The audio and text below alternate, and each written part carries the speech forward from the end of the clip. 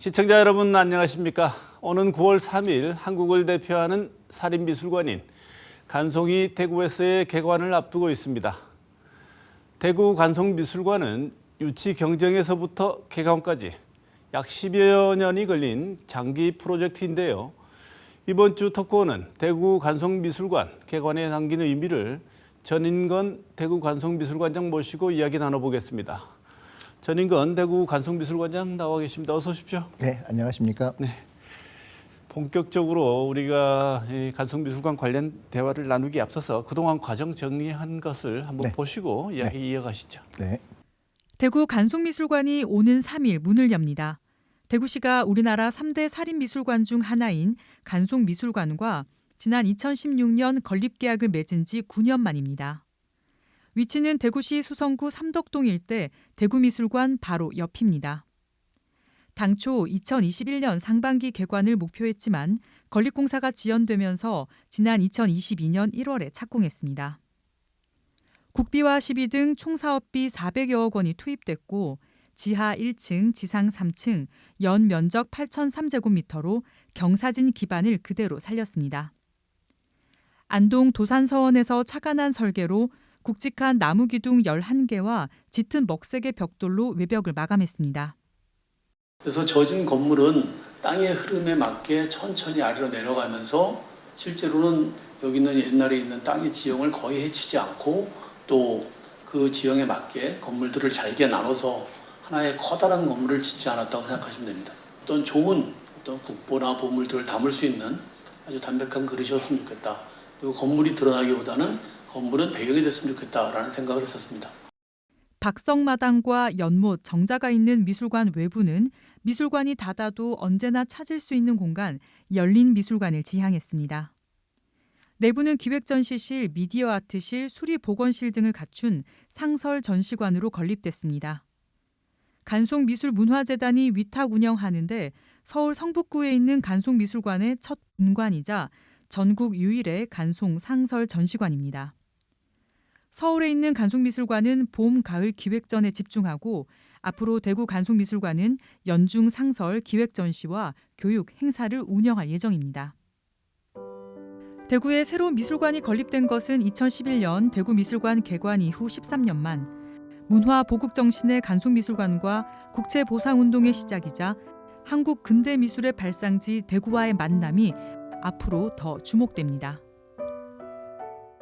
9월에 새롭게 이제 9월 3일에 문을 여는 간송미술관. 먼저 어떤 곳인지 관장님께서 직접 설명을 좀 해주시죠. 네, 무엇보다도 먼저 개관까지 말씀하신 대로 정말 10년여가 걸린 이제 장기 프로젝트였는데 그 동안에 굉장히 많이 도와주신 이제 대구광역시 여러분, 그다음에 또 계속 성원을 보내주신 대구 시민 여러분께 감사의 말씀을 드리고 싶습니다. 사실 그런 노력들이 없이 이루어질 수가 없는 좀 큰일이라고 볼 수가 있는데요. 간송미술관은 일제강점기 1938년에 문을 연 우리나라 최초의 사립미술관입니다. 이런 이 사립미술관, 사실 오래된 사립미술관이지만 재단 법인화가 된 거는 오래되진 않았는데요. 2013년도에 이제 그 재단 법인화가 되면서 그동안 계속 이제 필요했던 부분들을 목표로 잡았는데 그 중에 하나가 이 중남부권의 이제 이 지역 거점이었습니다. 왜냐하면 저희가 이제 50여 년 동안 서울에서 이렇게 운영을 할 때 봄과 가을로 굉장히 짧게 운영을 했었었는데 그렇기 때문에 이 서울 경기권이 아닌 곳에서 찾아오시는 게 굉장히 어렵다, 힘들기 때문에 좀 가까이에서 조금 더 편하게 봤으면 좋겠다라는 의견들을 굉장히 많이 들었었거든요. 그런데 이제 그것이 이제 재단이 설립이 되면서 본격화되고 또 대구하고 또 이렇게 인연이 돼갖고서 이 간송미술관의 첫 번째 지역 거점으로서 그리고 또 첫 번째 그리고 또 유일한 상설 전시관으로서 대구 간송미술관이 이렇게 문을 열게 되었습니다. 네, 우리 대구 간송미술관과 서울 성북동에 있는 간송미술관의 역할 분담이라고 할까요? 어떤 차이가 있는지 말씀을 좀 주시죠. 네네. 서울에 있는 간송미술관 보화각은요, 아까 말씀드렸던 1938년도에 이제 만들어진 보화각이라는 건물을 중심으로 해서 그 건물 자체가 국가 등록 문화유산이기 때문에 역사적인 가치가 있는 굉장히 특별한 장소입니다. 그래서 예전처럼 물론 이제 예전보다는 조금 더 길게 전시를 하긴 합니다만은 봄과 가을로 예전에 2주씩 1년에 4주만 오픈을 했다면은 지금은 이제 1년에 한 달 반씩 1년에 3개월. 그러니까 사실 9개월 동안은 미술관으로서의 기능이 아니라 연구소라든지 교육기관으로서의 기능을 계속하게 되고요. 하지만 이 대구간송미술관은 일단 기본적으로 상설 전시를 기본으로 하기 때문에 성격이 많이 다르다고 했습니다. 바꿔서 얘기를 하자면은 서울 보아각은 좀 특별한 장소에 특별한 경험을 짧게 하실 수 있는 그런 공간이고 대구간송미술관은 상설을 기본으로 하기 때문에 더 많은 분들, 더 다양한 분들께 더 가깝게 다가가서 조금 더 편하게 접근하실 수 있는 곳. 그리고 또 하나는 교육이라는 거는 아무래도 계속 연속성이 있어야 되기 때문에 상설 그런 기관이 아니고선 좀 쉽지 않은 부분이 있어서 특히 여기 지역에 있는 많은 학교 그다음에 이제 그 교육청이라든지 이런 협력을 해서 우리 전통 문화에 대한 또 문화유산에 대한 교육도 계속해서 펼쳐나가려고 합니다. 네. 간송미술관으로서는 대구 간송미술관의 개관이 이 소장품을 많은 시민에게 접할 수 있게 해주는 아주 중요한 창구가 새로 열렸다고도 볼 수 있겠네요. 물론입니다. 네. 관장님께서는 간송 선생님, 전영필 선생님 손자라고 알고 있습니다. 네, 맞습니다. 네. 처음에 간송 선생님 얘기 들었을 때 정말 보통 분은 아니시고 이런 분이 아니었으면 우리 문화재가 그나마 이렇게라도 유지가 되었을까 생각이 들 정도로 대단하신 분인데 간송 선생님 문화 보국 정신 어떤 생각으로 간송 선생님이 이런 일들을 해오셨는지 관장님 말을 통해서 직접 한번 들어보고 싶습니다. 네. 사실 간송께서는 이제 굉장히 훌륭한 또 스승이 계셨습니다. 3.1운동 때 민족주의자 33인 중에 한 분이셨던 위창 오세창 선생님으로부터 많은 가르침을 받았는데요. 이 위창 오세창 선생님께서 젊으셨을 때부터 이제 주창하셨던 게 문화보국, 즉 문화로 나라의 정신을 정체성을 지킨다라는 부분이었습니다. 근데 혼자서 도저히 하실 수 없었던 부분을 이제 제자였던 간송하고 함께 정말 실천하셨던 부분이 바로 그 문화보국이라고 할 수 있는데요. 이 두 분은 사실 정말 끝에 끝까지 우리가 언젠간 반드시 광복을 맞이하려는 신념이 있으셨고 또 식민지배를 영속화하려는 이제 조선 총독부에서는 우리나라의 그런 소중한 문화유산이라든지 역사라든지 이런 것들 뭐 심지어는 말과 글, 이름까지도 뺐지 않았습니까? 이러한 이제 문화를 왜곡하고 훼손하고 또 심지어는 이제 수탈해서 일본으로 가져가는 이런 시도들을 막고 언젠가는 올 광복 이후에 그동안 훼손됐던 이런 민족 정신, 역사와 문화를 되살리고 우리가 원래 가야 될 그 원 위치를 다시 되찾기 위해서는 연구가 필요한데 문화유산이라는 거는 사실 그 문화유산이 만들어진 시대의 시대 정신과 그다음에 역사와 문화를 오롯이 담고 있는 증거품이거든요. 그래서 그 증거품인 그러니까 연구의 준비를 위해서 문화재들을 모으셨고 또 그걸 연구할 수 있는 사람을 키우는 일을 하셨던 게 간송의 일제강점기 때 이제 문화보국이라고 할 수 있겠습니다. 네, 말씀하시는 중에 보면 요즘 생각이 많으시겠습니다. 요즘 벌어질 일들을 보면 늘 생각이 많습니다. 자, 지금 그 궁금한 게 현재 간송에서 소장하고 있는 작품들 얼마나 되는지요? 굉장히 많이 받는 질문이긴 한데요.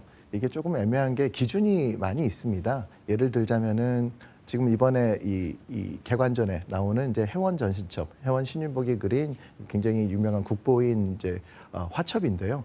그거는 이제 한 건입니다. 근데 이 안에는 30점의 그림이 들어있거든요. 그럼 이것은 한 건인가 30점인가? 또 하나는 뭐 어떤 문고 같은 경우에는 사실은 문고 하나니까 한 건인데 그 안에 뭐 100권이 넘는 책이 있으니까 100여 점이 될 수도 있습니다. 심지어는 더 크게 보면은 도자기인데요. 이 깨져 있는 도자기들이 있거든요.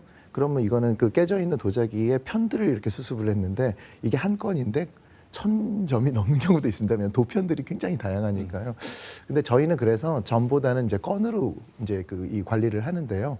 이 기준에 따라서 조금 다르긴 하겠습니다. 저희가 한 4,600건 정도를 이제 조금 이제 연구에 따라 늘어나고는 있습니다만 4,600건 점수로 굳이 따진다면은 3만 점이 좀 넘는 것 같기는 합니다. 네, 지금 그 3만 점 중에서 대부분이 이 대구 간송미술관에 전시될 예정인가요? 물론입니다. 간송이 가지고 있는 간송미술관이 갖고 있는 모든 컨텐츠들은 뭐 교육이라든지 혹은 전시를 위해서 다 대구 간송미술관에서 활용이 됩니다. 네. 그리고 특히 이번 개관전 같은 경우에는 저희가 갖고 있는 것 중에서 이제 국가가 지정을 한 국보와 보물 사실상 전부가 다 내려와 있는 아주 특별한 전시라고 볼 수 있겠습니다. 네. 이 간송미술관이 분관 체제를 선택한 이유, 그다음에 우리 대구를 선택한 이유 말씀을 좀 주시죠. 네. 아까 말씀드렸던 일제강점기 때 이제 간송의 문화보국을 사실 똑같을 수는 없지 않습니까? 지금 현재에 와서는 지금의 문화보국 중에서 또 중요한 부분이 되도록 이렇게 만들어져 있는 이 컬렉션과 또 연구된 부분을 가지고서 되도록 많은 분들께 이렇게 알리는 것이 지금의 문화보국이라고 생각을 하는데요. 그런 부분에 있어서 이 지역 분관은 굉장히 중요한 역할을 해야 된다고 생각을 합니다. 그런데 말씀하신 대로 사실 저희가 이렇게 이 지역 거점에 대해서 이게 생각을 하고 있다고 했을 때 뭐 여러 군데에서 뭐 세종시라든지 뭐 부산이라든지 많은 군데에서 이렇게 제안이 오긴 했었습니다만 대구야말로 사실 이제 최적지라고 저희가 생각을 했던 게 여러 가지 이유가 있습니다. 첫째는 뭐 2.28이라든지 혹은 뭐 국채보상운동이 시작했던 곳은 여기고 또 3.1운동 때도 굉장히 중요한 역할을 했었고요.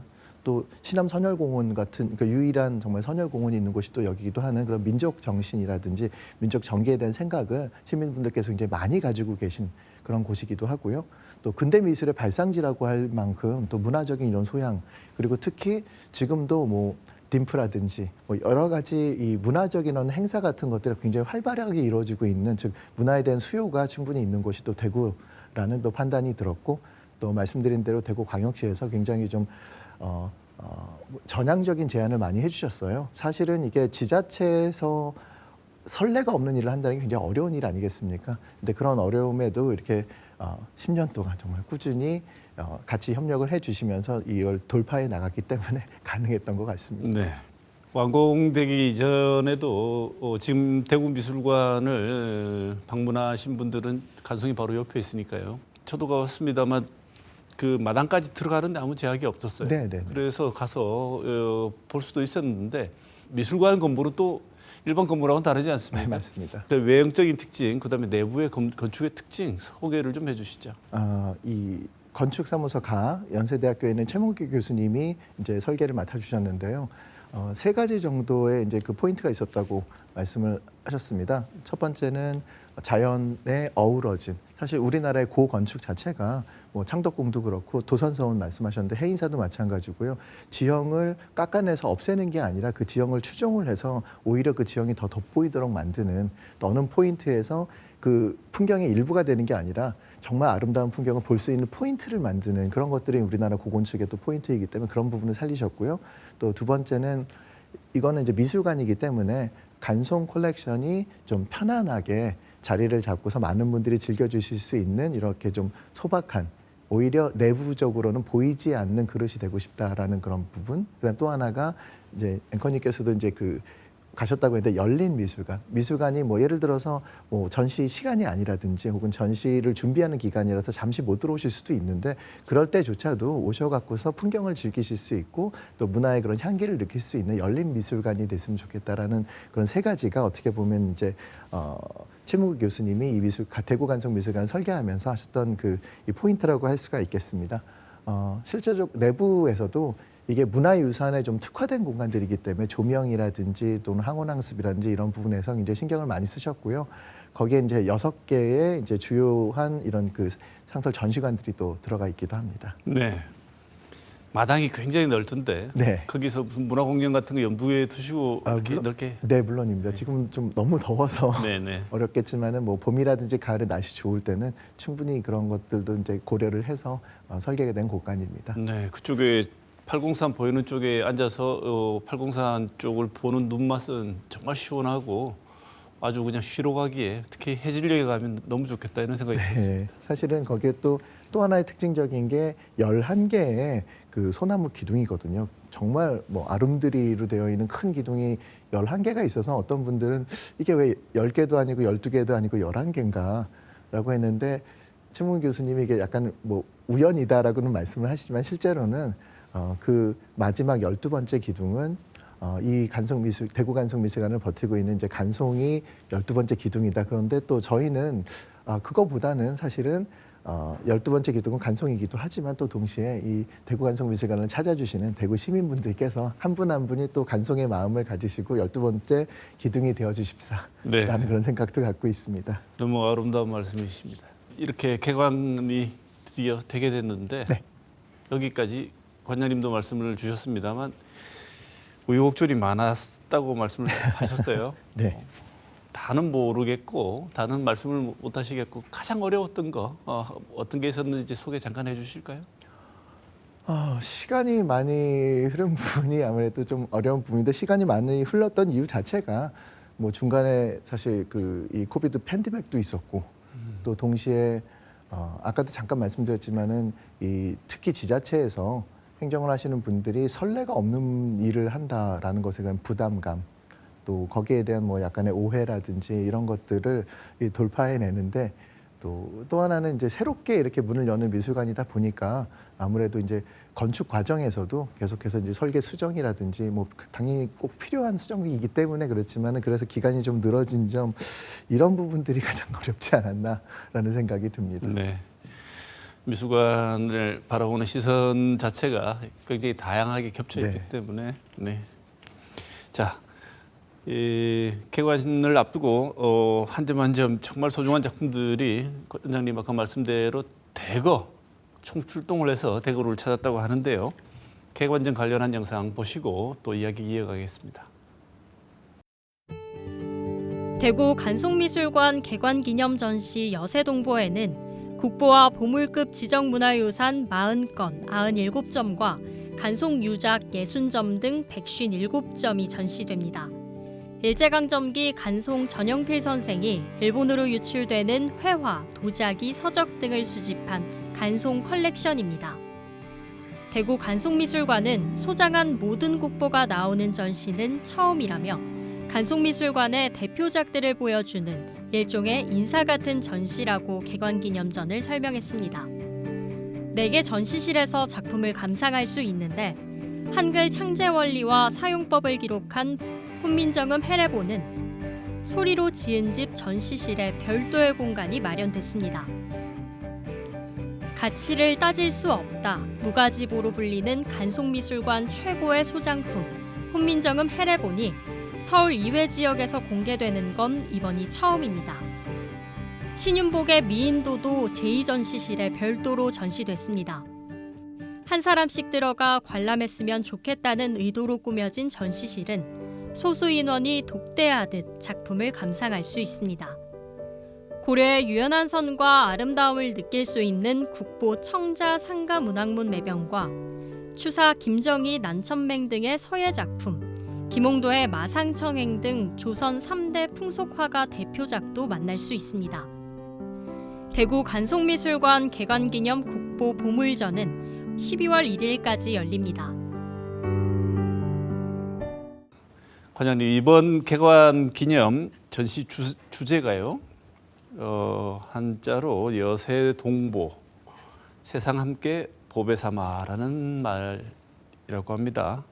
여세동보, 어떤 뜻을 담고 있습니까? 네, 그냥 이렇게 입에 이렇게 붙는 이렇게 쉬운 단어는 아닌데 왜냐하면 1938년에 그 보아각이 문을 열었었을 때 간송미술관이 문을 열었을 때 위창 오세창 선생님께서 새겨주신 머릿돌 그러니까 정초석이 있습니다. 그 정초석의 마지막 문장에서 따온 건데요. 이게 뭐냐면은 보아각에 이렇게 우리나라의 문화유산들이 많이 모여 있으니 마지막 문장은 그렇기 때문에 여세동보 세상과 함께 보배 삼고 그래서 이 자손 대대로 영원히 보존을 하자라는 것이 이제 간송미술관이 만들어진 의미인데 그 중에서 사실 대구 간송미술관이 열린 것 자체가 더 많은 분들과 함께 나눠서 같이 함께 향유를 했으면 좋겠다라는 그런 의미가 담겨 있는 거라서 그래서 그 중에서 앞부분인 세상과 함께 보배 삼았으면 좋겠다라는 그런 의미를 담아서 재개관전 이제 이름으로 정했습니다. 네. 어떤 의미에서는 시민들이 훨씬 더 많은 분들이 늘 접할 수 있는 상황으로 전개될 수 있도록 만들어진 공간이 대구 간송미술관이니까 네. 이 여세동보란 세상과 함께 보배 삼아라는 이 취지가 훨씬 더 제대로 실현되는 일이 아닌가 이런 생각이 맞습니다. 어떤 의미에서 1938년 보아가 그때는 사실 그걸 공개할 수도 있는 상황이 아니었지 않습니까? 일제강점기라서. 네. 그 여세동보라는 단어가 정말로 현실화돼서 실현되는 게 바로 지금 2024년에 대구 간송미술관 개관이라고 볼 수 있을 네. 것 같습니다. 지정된 국보 보물이라는 것 자체보다는 그냥 한 점 한 점이 어떻게 소중하지 않은 게 있겠습니까? 그런데 관람하는 일반인의 입장에서는 국보가 왔다, 보물이 왔다 이러면 또 눈이 한 번 더 가는 것도 사실이거든요. 그래서 개관전에서 특별히 이 작품만은 꼭 봐야 되는 대표적인 작품이다. 이렇게 말씀하시고 싶은 게 있다면 어떤 게 있을까요? 교수님 말씀하신 대로 국보 보물이라고 하는 것의 기준을 조금 말씀드리자면 보물이 되려면요. 어떠한 그 종류, 뭐 도자기, 청자가 됐든 뭐가 됐든 그 중에서 정말 최고여야 됩니다. 최고가 되면 보물인데 그 보물 중에서도 유일하다든지 정말 전 세계 최고라고 얘기할 정도로 너무나 중요하거나 아니면은 역사성에서 뭐 견줄 수 없이 중요하다고 하는 것들만 국보가 되는 겁니다. 그래서 국보 보물로 지정됐다는 것 자체가 그 이제 그 문화유산들의 어떻게 보면 뭐 지정이 안 됐다고 해서 중요하지 않은 게 아니라 어떻게 보면은 더 특별함. 을 이렇게 나타내는 거라서 이제 사람들이 그렇게 생각하시는 것 같아요. 당연히 이번에 이제 그 왔던 이제 40건 그리고 97점에 달하는 이제 그 국보 보물들 중에서 뭐 가장 특기할 만한 건 아무래도 이제 그 독립적인 전시 공간을 갖고 있는 훈민정음 해례본 뭐 그의 중요성에 대해서 뭐 굳이 더 설명을 안 드려도 될 것 같고요. 그 다음에 이제 그 우리나라 사람들이 가장 사랑하는 또 이런 고회화 작품 중에 하나인 이제 미인도, 혜원 신윤복의 미인도가 있을 것 같고요. 또 혜원 신윤복의 이제 혜원 전신첩이라든지 겸재정선이 그린 18세기 금강산을 그린 이제 해학 전시첩, 그 다음에 이 서울 이 근교를 그렸던 이제 경교 명승첩도 굉장히 눈여겨 보셔야 될 것 같고요. 그 다음에 이제 그 도자기 중에서는 우리가 고려 청자라고 하면은 항상 머리에 거의 자동으로 떠오르는 이제 이 청자상가 문학문 매병. 그리고 18세기 조선 백자의 백미라고 정말 할 수가 있는 좀 이름이 길긴 합니다만 백자 청화 철체 동체 초축 난국명이라는 이제 역시 국보입니다. 그 백자 이 병을 보시는 것도 굉장히 또 중요한 부분이고요. 또 불교 유물에서 특히 이제 계미명 삼존불이라고 해서 이 연도가 뒤에 이제 명문이 새겨져 있기 때문에 언제 만들었는지가 이제 정확하게 나와 있는 몇 안 되는 그런 불상이기도 하고 그 자체 조형미도 너무나 아름답습니다. 고구려로 많이 알려져 있는데 이제 삼국시대의 불상이고요. 그 다음에 고려시대에 사찰에 이 절의 건축 양식조차도 알 수 있게 만들어져 있는 아주 정교하게 만들어진 고려 불감이 있습니다. 삼존 불감이 있는데 그런 것들도 이렇게 눈여겨 보시면 참 좋을 것 같습니다. 네. 그러니까 청자 백자에 관해서는 일반인들 머릿속에 청자 하면 제일 먼저 떠오르는 이미지, 백자 하면 제일 먼저 떠오르는 이미지를 제공했던 네. 그 실체 두 개의 작품도 이번에 네. 볼 수 있고 네. 방금 말씀하실 때 제일 먼저 말씀하신 게 훈민정음 해례본입니다. 네. 이것의 중요성은 정말 뭐 우리나라 문화유산 중에 이거보다 중요한 게 있을까 싶을 정도로 정말 중요한 유산인데 네. 이게 사연이 좀 많지 않습니까? 굉장히 많습니다. 사실. 이 찾아내고 그다음에 수집하게 되는 과정에서도 뭐 보도를 통해서 또 저희들도 얼핏 듣긴 했습니다만 네. 정말 많은 내용들이 있을 것 같은데 일화를 좀 소개를 해주실까요? 네. 훈민정음 해례본 같은 경우에는 1940년경에 이제 그 수장을 하신 걸로 알려져 있는데요. 그때가 막 이제 조선어 학회 사건을 이제 그 총독부가 일으켜갖고서 이제 수많은 한글학자들을 투옥하고 몇 분은 돌아가시기까지 하고 또 창씨개명을 통해서 이름을 빼들 정도로 좀 폭압적인 이런 그 문화의 말살 정책을 그런 시기였기 때문에 훈민정음 해례본을 누가 가지고 있거나 찾고 있다라는 게 알려지기만 해도 굉장히 위험한 그런 시기였습니다. 그런데 사실 안타깝게도 1446년에 이 출판이 된 이 훈민정음 해례본 자체가 지금 그 원본이 발견되지 않았던 그런 안타까운 상황이었는데 그때 여기서 멀지 않은 안동에서 이게 이제 발견됐다는 소식이 이제 어떤 거간을 통해서 간송이 들어옵니다. 근데 그 당시에 아무리 비싸고 좋은 책도 한 500원 정도? 그 당시에 이제 기준으로 보면 이제 집 한 채가 서울에 있는 기와집 한 채가 한 1,000원 정도 하던 시절이니까 집 반 채 정도의 가격이었을 당시에 이건 너무나 특별한 책이기 때문에 또 위험한 책이니까 1,000원, 즉 집 한 채 값은 받아야겠다라고 이제 거간이 제안을 했을 때 간송께서 거꾸로 또 제안을 하신 게 그 1,000원은 수고비로 줄 거고 책을 정말로 가지고 온다면 내가 10,000원을 주겠다. 그러니까 11배의 가격을 오히려 더 올려서 역제안을 하신 거죠. 그렇게 하셨던 이유는 아마 두 가지 정도가 될 것 같습니다. 설명을 드렸던 것처럼 너무나 위험한 시기였기 때문에 목숨을 걸고라도 꼭 가지고 와야 된다. 뭐 금액이 크기 때문에 목숨 걸 만한 금액을 제시해야 된다는 거. 그리고 또 하나는 뭐 아시다시피 너무나 우리 민족에게는 너무나도 중요한 그런 문화유산이기 때문에 그 정도의 대접을 받을 가치가 있다라는 그 두 가지 생각이셨던 것 같은데, 실제로도 그렇게 제안을 한 다음에 한 1년이 넘은 시기를 거치고서야 손에 넣을 수가 있었어요. 여러 우여곡절이 있었거든요. 그래서 근데 아마 그런 제안이 있었기 때문에 1년 후에도 결국에 가서는 손에 넣지 않았는가 싶은데, 손에 넣으신 후가 또 더 중요합니다. 손에 들어온 후에 이 간송께서는 이거를 송기문 홍석하라고 하는 서지학자, 그러니까 책을 연구하는 분, 그다음에 한글학자, 젊은 학자 두 분을 불러서 이거를 필사를 허락을 하시고요. 왜냐하면 그 당시에는 조선 총독부에서 한글에 대해서 폄하를 하기 위해서 뭐 몽고의 문자를 그대로 베꼈다느니, 뭐 창사를 보고 우연히 만들어졌다느니 하는 그런 말도 안 되는 그런 이론들을 막 펼치고 있을 때라서 그거를 반박하기 위해서 그 학자 두 분이 신문에다가 안동에서 이런 이 훈민정음 회라본이 드디어 발견이 됐다. 이 내용은 이렇다라고 해서 그걸 연재를 해서 그걸 정면으로 반박을 하게 됩니다. 물론 소장처는 숨긴 채로. 그렇게 한 후에 이제 그 신문은 이제 강제 폐간이 됐고, 그 다음에 이제 간송께서는 그걸 이제 가족에게도 알리지 않고 이제 보관을 하시다가 이 광복을 맞이한 다음에 이 조선학회 이 간부분들을 불러가지고 다시 공개를 합니다. 해서 1945년에 이제 광복하자마자 이거를 다시 공개를 하고, 그걸 가지고 사진 촬영을 해서 첫 번째 영인본, 그러니까 연구용 용인본을 이제 출판을 합니다. 어떻게 보면 어떤 의미에서는 이제 현대적인 이제 한글 연구의 시작이라고 볼 수도 있는데요. 그렇게 해서 1946년에 펼쳐진 게 이제 한글학회본이라고 부르는 또 그러니까 어떻게 보면 이제 연구용 영인본이기 때문에, 간송께서 지금 이제 말씀드렸던 이제 문화재 수집 같은 것들을 왜 하셨냐라는 것을 어떻게 보면 가장 대표적으로 보여주는 예라고 볼 수 있을 것 같습니다. 관장님 설명을 듣고 실제로 이 해례본을 보면 많은 분들이 마음이 찡하지 않을까 이런 생각이 듭니다. 어떻게 지켜온 것이겠고 이것을 확보해야만 했던 이유까지도 우리가 좀 알면 그냥 단순히 오래된 옛날 책이 아니라 참 어떻게 지켜온 나라인가 이런 생각을 하게 될 것 같습니다. 저희도 간송께서 이렇게 소장하셨던 이런 우리의 소중한 문화유산도 간송미술관이 갖고 있는 굉장히 중요한 자원이지만, 또 동시에 말씀하신 대로 간송과 또 위창께서 해오셨던 그 일, 그 역사 자체도 굉장히 소중한 자원이라고 생각을 하고 있습니다. 자, 국보와 보물, 국가문화유산 98점이 대구미술관에 지금 무사히 도착해서 관람객들을 기다리고 있다고 합니다. 그런데 미술관 설립 이래 이런 규모의 한두 점도 아니고 그렇죠. 국보급 국보와 보물, 국가문화유산 98점이 한꺼번에 이동을 한다는 것은 거의 일종의 작전이라고 부를 만큼 어마어마한 일이었을 것 같아요. 이 진행 과정 소개를 좀 해주시죠. 네. 지금 말씀하신 대로 사실 간송미술관 역사상에도 가장 큰 어떻게 보면 이제 전시를 위해서 이동하는 걸로서는 가장 중요하고, 또 이렇게 많은 지정문화재가 한꺼번에 나온 전시도 저희가 처음입니다.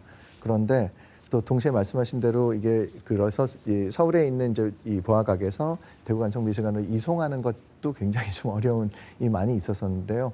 또 이 자리를 빌어서 경찰청에 좀 감사의 말씀을 드려야 될 게, 서울시경 그다음에 대구시경뿐만이 아니라 중간에 이제 거쳐오는 300km가 넘었거든요, 거리가.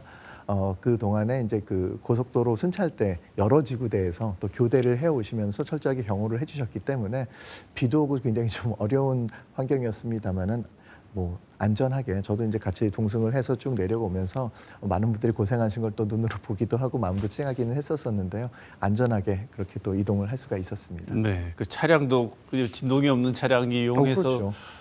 호위하고 거의 군사작전을 방불케 하는 네. 그런 느낌으로 진행을 하셨을 것 같습니다.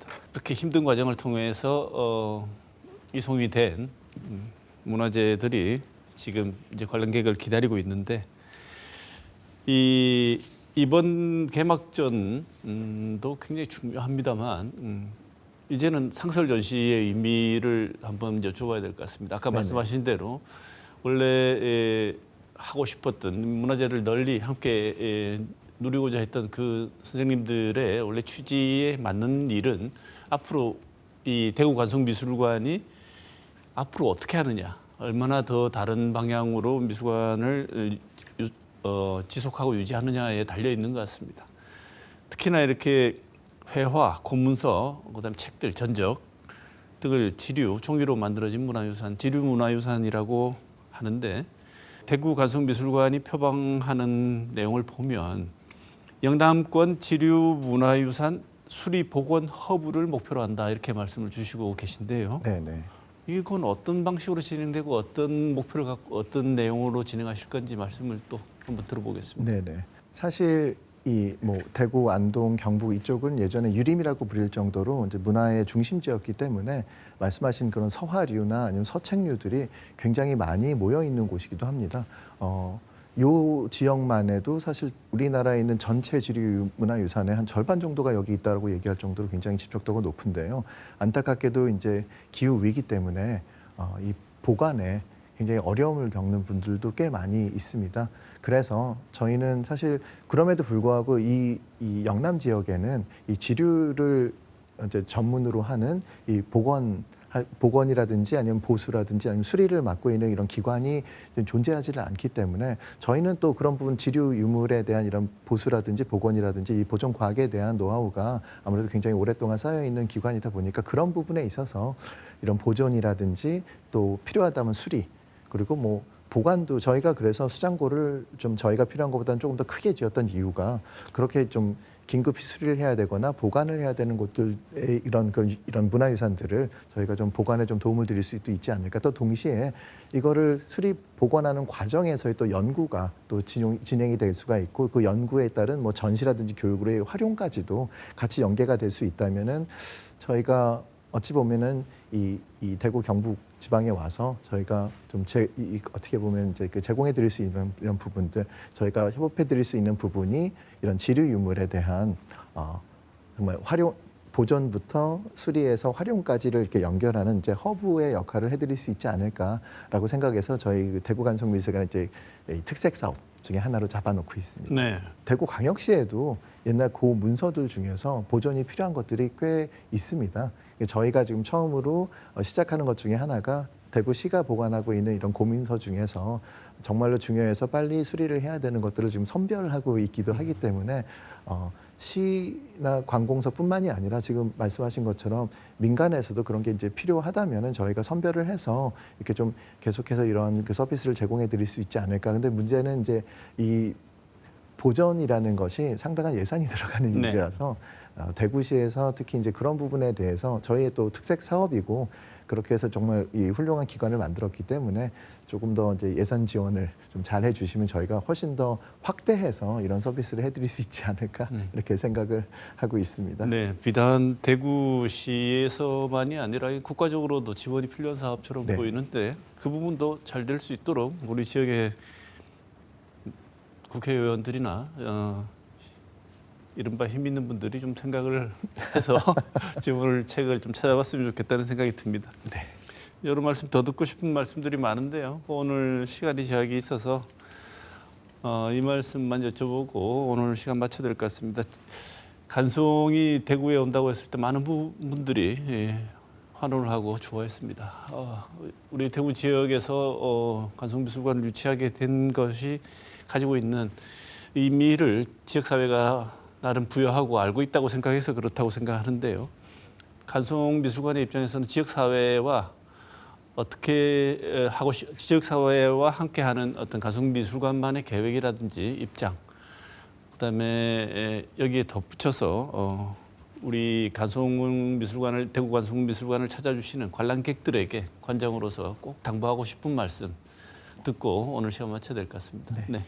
아까 말씀드렸던 이제 그 지류 문화의 이제 보존이라든지 뭐 이런 활용에 대한 이제 허브의 역할도 있고요. 또 하나의 가장 큰 또 중요한 기둥이 아무래도 교육이 될 것 같습니다. 처음에 왔을 때부터 이제 교육감님하고도 이제 계속 회의를 하면서 어떻게 하면은 지금 이 지역 사회에 있는 학교에 다니는 학생들에게 또 더 넓게는 성인 교육이라고 하죠. 이런 뭐 시니어 분들이라든지 이런 분들까지도 포함을 해서 우리 문화재 또 우리 문화유산에 대해서 알려드리기도 하고 어떻게 하면 향유할 수 있는가 또 알면 알수록 더 재밌어진다고도 하지 않습니까? 그래서 그걸 알려드리는 일 특히 학생 같은 경우에는 좀 어린 시절부터 이런 거에 대해서 경험을 하게 되면은 저희가 지금까지 쌓아왔던 경험에서는 알게 되면 굉장히 좋아하고 알게 되면 또 자긍심을 느끼고 자부심을 느낄 만한 충분히 느낄 만한 정말 아름답고 빼어난 것이 우리 문화유산이기 때문에 그런 이제 각급 학교하고의 이런 교육 프로그램이라든지 이런 것들도 굉장히 강화를 해서 어렸을 때부터 그리고 또 이 어떻게 보면 이제 성장해 가면서 같이 향유할 수 있는 그런 프로그램들을 열심히 준비를 하고 있습니다. 네. 아까 말씀드린 것처럼 그 대구 간송미술관에 있는 이제 11개 기둥에 이어서 12번째 기둥이 여러분들께서 좀 되어 주셔서 우리나라의 그 빼어나고 또 중요한 이런 문화유산 이 문화유산을 지키는 이제 문화보국의 일에 같이 좀 동참해 주시면 너무 감사하겠습니다. 네, 관장님. 네. 마무리하기 전에 네. 12번째 기둥들이 개막전을 가고 싶어서 기다리고 있습니다. 개막전 가려면 어떻게 하면 되는지 짧게 소개 좀 해주시죠. 네네. 저희가 사실 2018년도에 그 대구 미술관에서 조선의 명품전을 했었을 때 굉장히 줄이 많이 들어서 많이들 고생을 하시고 9월달 아직도 좀 더운 시기라고 해서요. 저희가 사실 인터넷 예매를 통해 갖고서 1시간당 몇 분씩 이렇게 좀 분산을 시키려고 이제 시도를 하고 있는데요. 저희 그 대구 간송미술관 홈페이지 들어가시면은 이제 티켓 구입하실 수 있는 이제 링크가 있고 검색을 통해서도 역시 이제 링크가 있기 때문에 예약을 하고 오시면은 조금 더 편안하게 보실 수 있지 않을까 싶습니다. 네, 예약하고 가셔야 됩니다. 홈페이지 들어가면 예약하는 방법이 나와 있다고 합니다. 네. 오늘 전인관 대구 간송미술관장 모시고 간송미술관 개관에 따른 여러 가지 에피소드, 그다음에 계획 좋은 말씀 많이 들었습니다. 고맙습니다. 네, 고맙습니다.